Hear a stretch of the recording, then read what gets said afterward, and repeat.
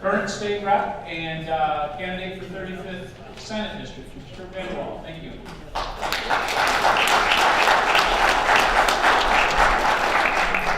Well, good evening, everybody, and thank you for allowing me to be here. It's nice to be back with my friends and my neighbors, but once and again, it's awful nice to be here in what I consider one of the prettiest towns anybody can live in, and that's Ludington.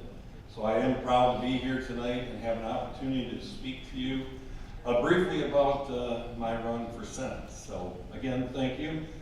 I also want to thank the Mason County GOP for a great night, a great dinner.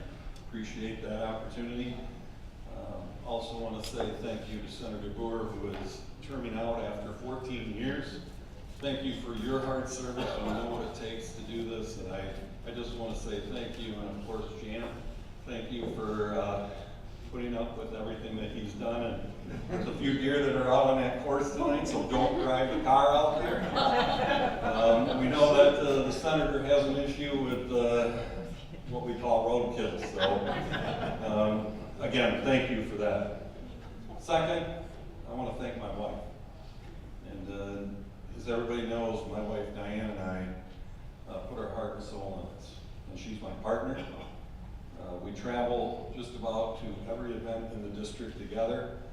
And it's nice that her and I can discuss what our day was, what our evening was, what the event was, and knowing that God leads us along the way, and she's my partner, and it's awful nice to have that. And then thirdly, I have my daughter here, who has decided to take a break from her career in the mission field and come back and make her father her mission for the next 7 months. And I really do appreciate, Alyssa, that you're taking that time to work on the campaign with us and being a champion. So I appreciate that. Thank you. As most of you know, I committed to run for the 101st to be your state representative, and when I did that, I said I would be extremely active in the district.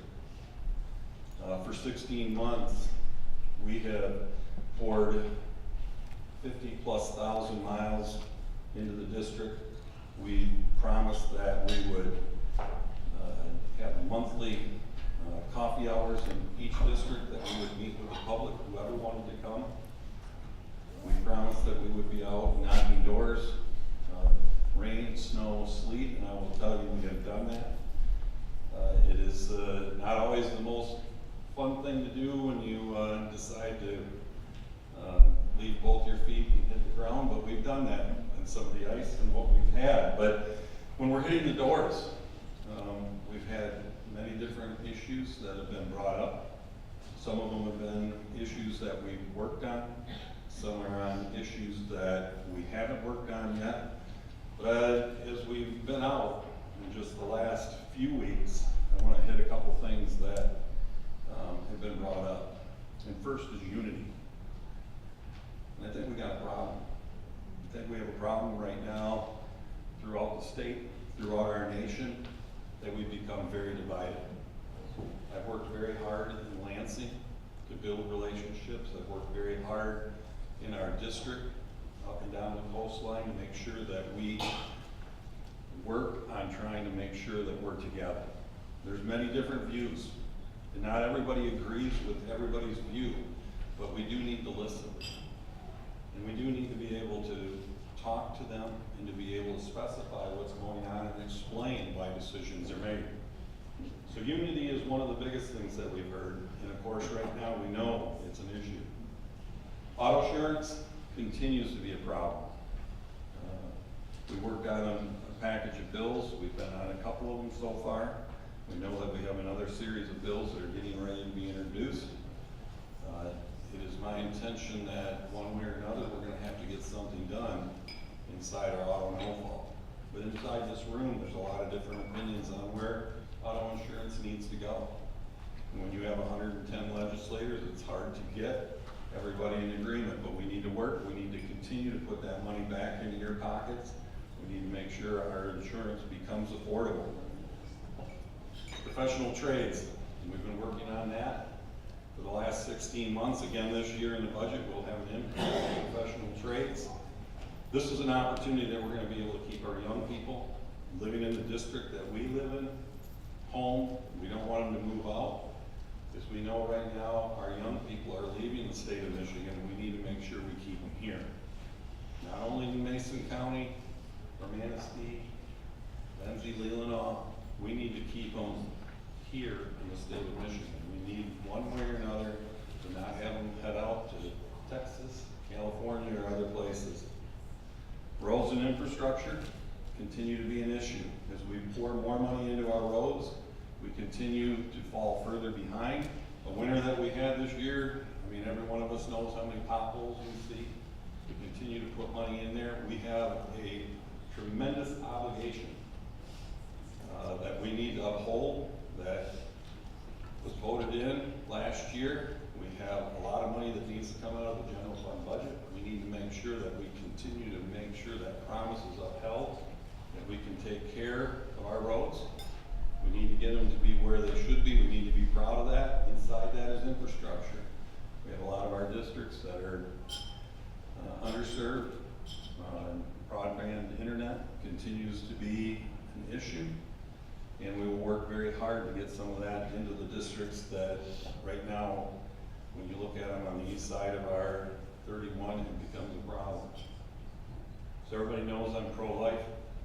We continue to fight hard in Lansing to make sure that those bills continue to move forward. We've had them struggle. We've got them through the House and the Senate, only to have the governor strike them down. We need to move forward. That continues to be a big part of the culture of our state. I will tell you, I will work very hard at that. School safety. I think everyone here inside this room understands. I know that Sheriff Cole and Under Sheriff Hartley, we've discussed this. School safety continues to be a concern. Our children need to be able to know that they can go to school and be safe.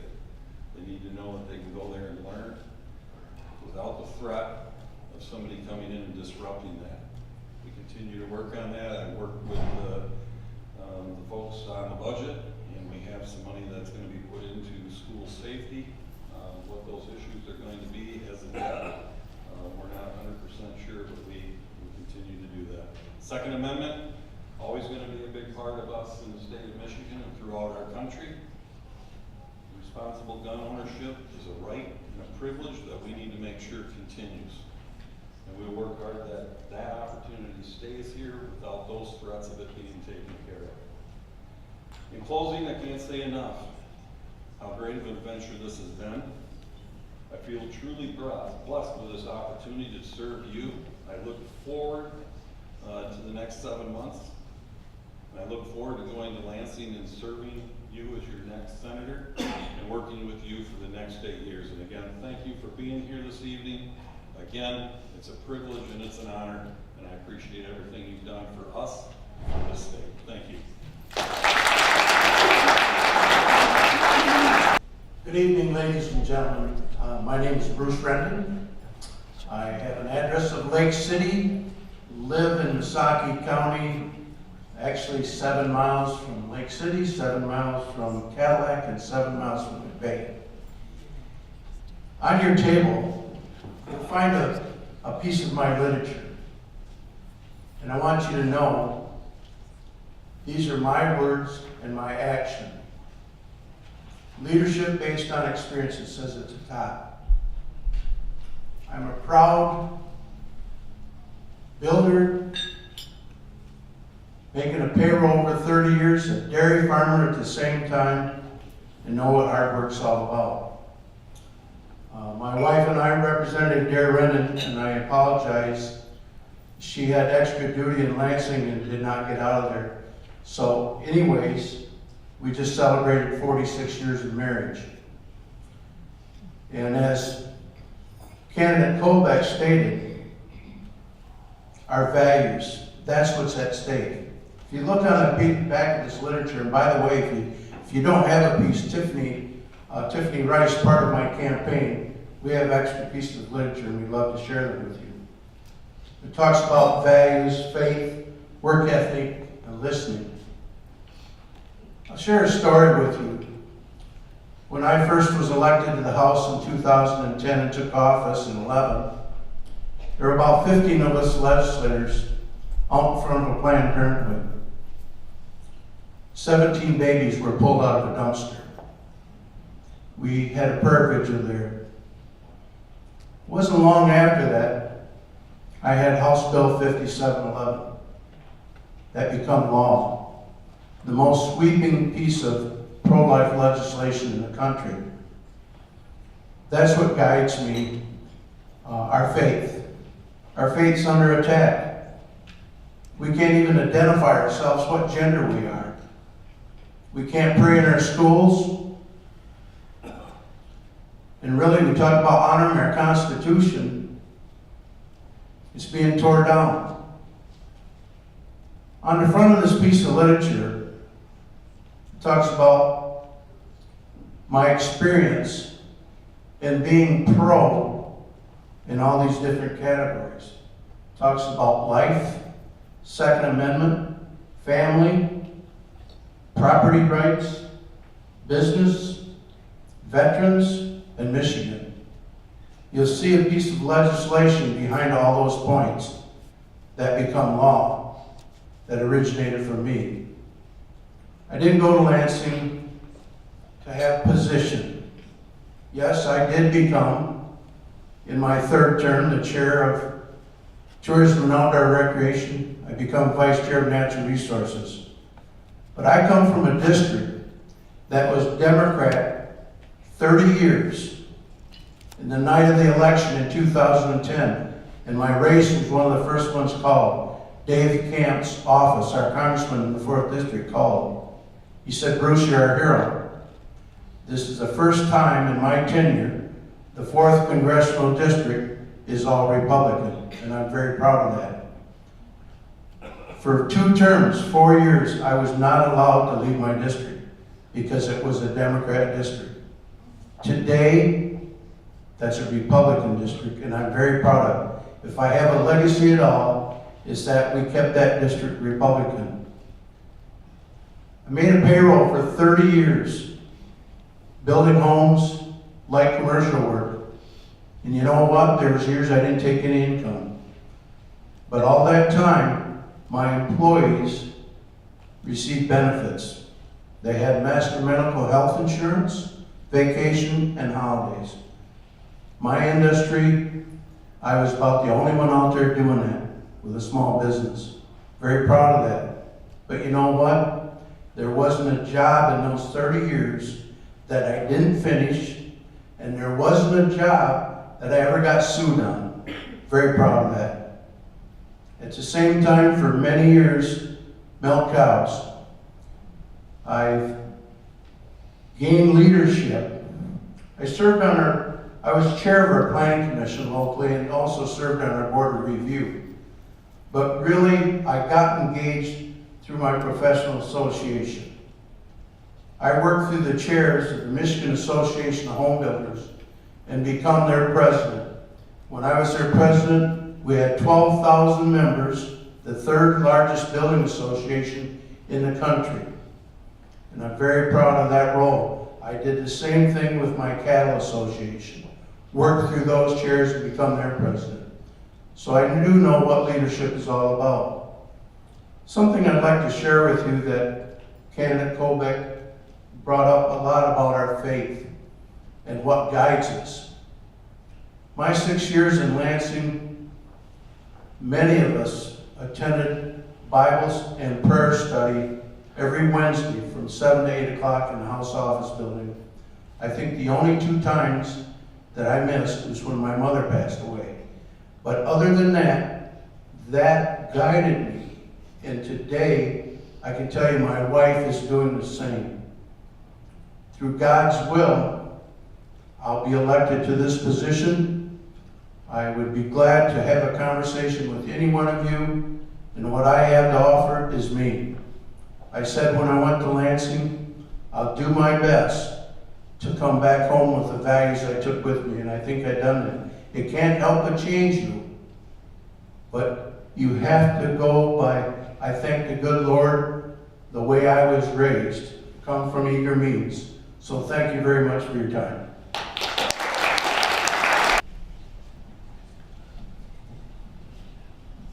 Well, thank you, everyone. It's a pleasure to be here, especially amongst all my good friends. I want to start by saying thank you really to each and every one of you.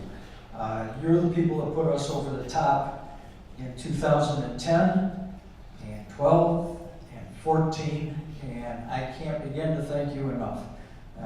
You have been the reason, one of the big reasons that this state is turning around. And I think, quite frankly, I would not be here were it not for the great people in this room and the people of Mason County along with the rest of the district. I also like to thank Lila and the committee that put this on. They did a great job. I'd like to thank all the folks from Lincoln Hills. They did a beautiful job.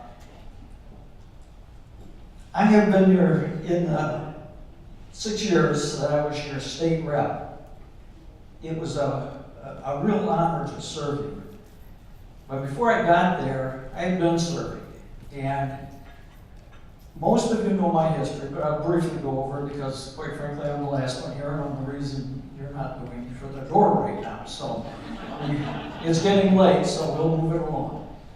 Most of you know that I have a history of service both in the Army, where I spent a year in Vietnam, and my local service and my community. I was 30 plus years on the village council, 6 as its president, where I cut property taxes by 50% and the sewer bills by 1/3. And several people ask, how do you do that? Nobody cuts taxes in local government. Well, there's when you have to, you can. And I thought the people of Oneida needed that break. I did it by, first of all, you learn how to say no. You have to. There's just not enough to say yes to everybody and everything. Secondly, we prioritized. When we needed road work, that was our priority.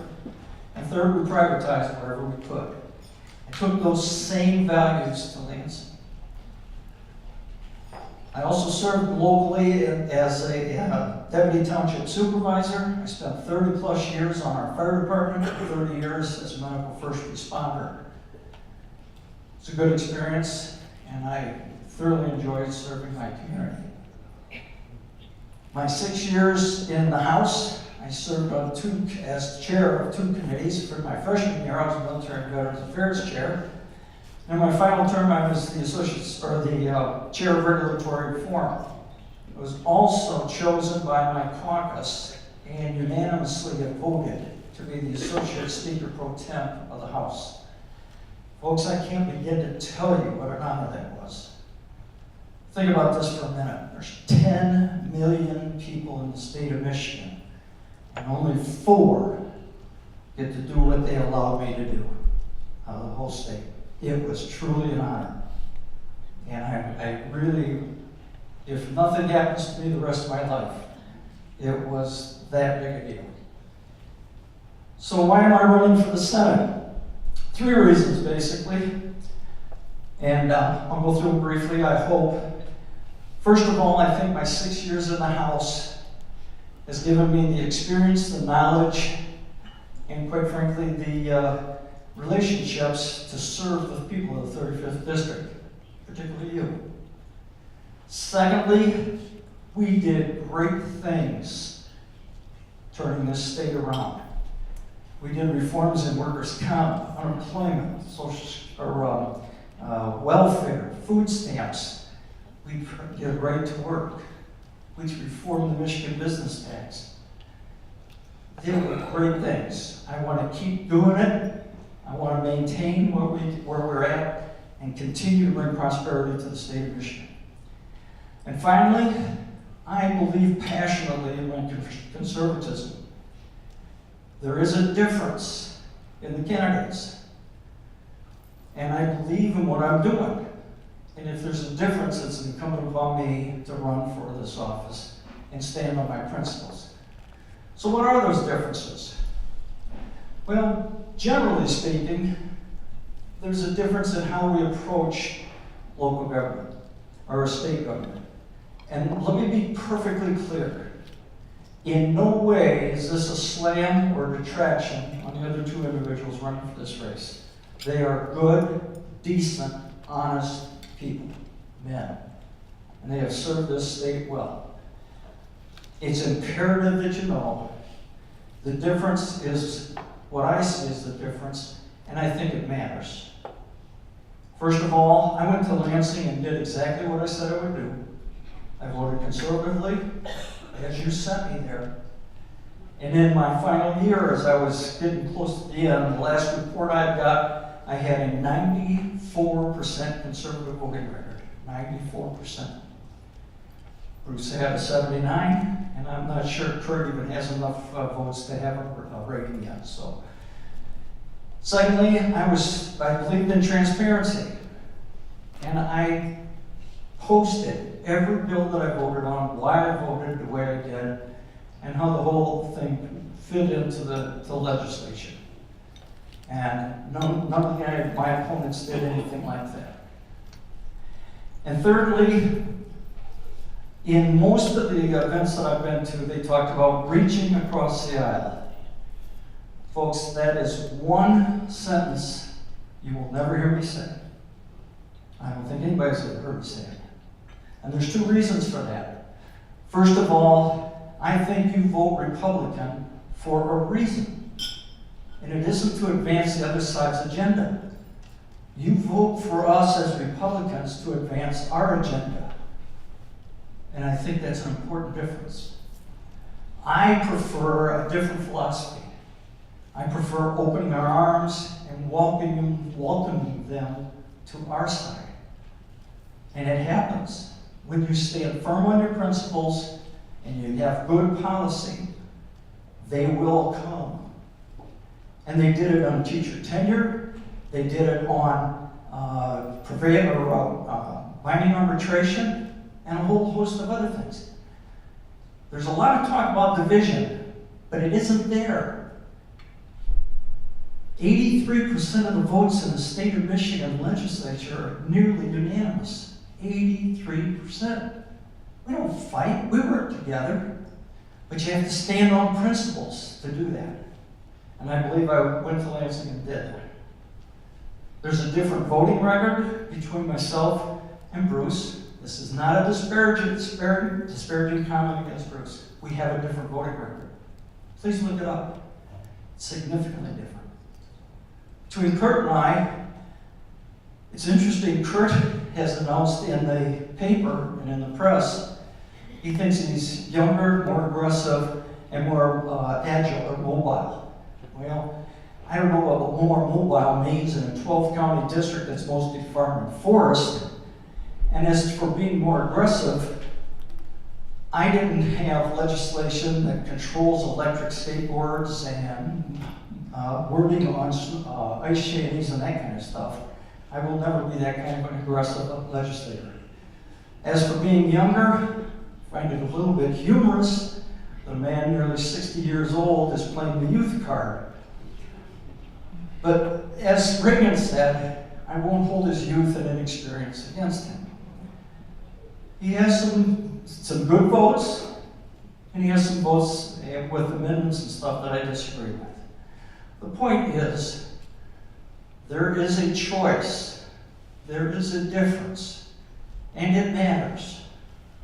So you have to make the choice, and the primary election is the place to do it. That's why we have primaries. This is your opportunity. So I want to take one more time to thank you very much for everything that you've done for me. You have changed Michigan with the majority that you sent in 2010. You have made a difference. I think everybody in Michigan thanks you. So have a great night. It was a beautiful sunset. Sorry we missed it, but thank you very much, everybody, and have a safe trip home. Thank you.